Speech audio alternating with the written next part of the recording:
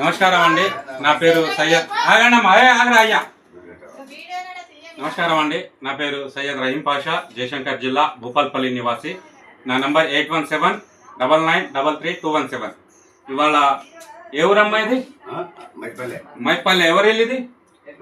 కేదిరి సుధాకర్ వాళ్ళ ఇంట్లో నవమావ రావడం జరిగిందండి. దీని కింద ఉంది, ఇక్కడ పట్టడం జరుగుతుంది.